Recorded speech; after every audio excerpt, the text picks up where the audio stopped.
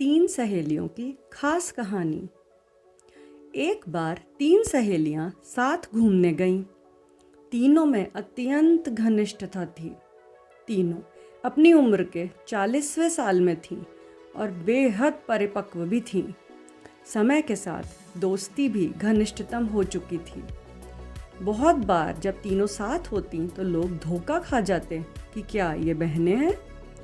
एक दूसरे के घर आना जाना, कार्यक्रमों में शामिल होना भी बहनों की तरह ही था और इससे उनके परिवारों को भी कोई आपत्ति नहीं थी। इसका मतलब ये बिल्कुल नहीं था कि तीनों की पसंद नापसंद भी एक थी।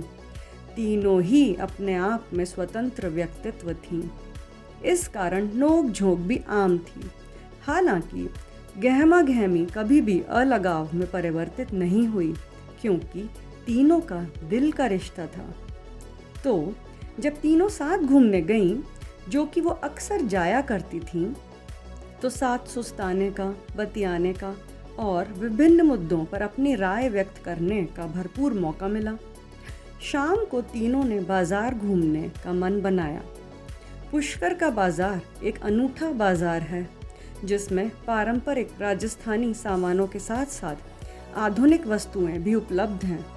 कुछ छोटी मोटी खरीदारी के बाद उनमें से एक सहेली ज़मीन पर बैठी एक गाड़िया लोहार महिला के द्वारा बेचे जाने वाले सामान देखने लगी।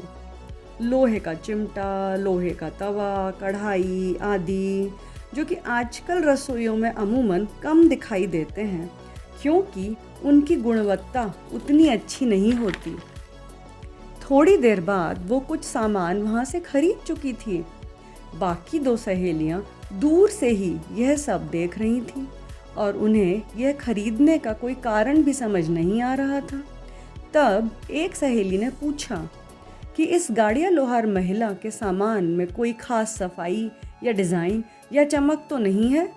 कोई खरीदार भी दिखाई नहीं देता, तो फिर तूने ये कबाड़ खरीद के पैसे क्यों बर्बाद किए?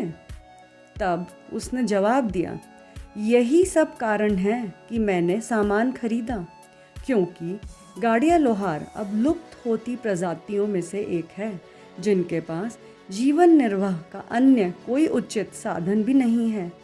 और हम भी अगर उन्हें प्रोत्साहित नहीं करेंगे, उनका बनाया सामान नहीं खरीदेंगे, भले ही वो घर के एक कोने में क्यों ना रहे, तो फिर इनका, खासकर गाड़िया लोहार महिलाओं का जीवन यापन का एकमात्र जरिया भी हम छीन लेंगे।